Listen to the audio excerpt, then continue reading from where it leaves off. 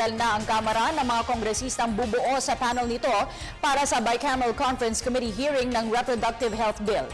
Samantala, Department of Agriculture at mga producer ng manok at baboy. Samantala, pabor si Senador Grace Poe na hilingin o hihilingin na Special Authority.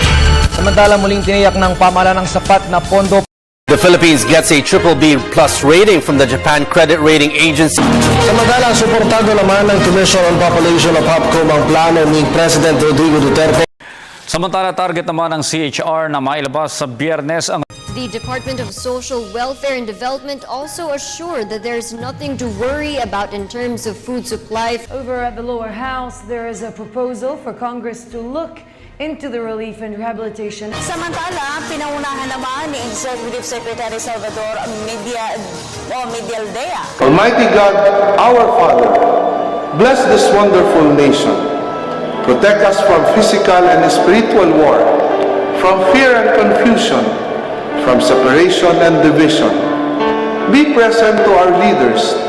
Give them wisdom and courage, affection and compassion, as they ponder decisions affecting peace of its people.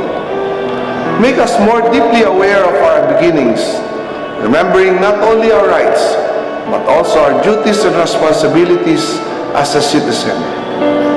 Make this nation, the pearl of the Orient Seas, to be a great place again.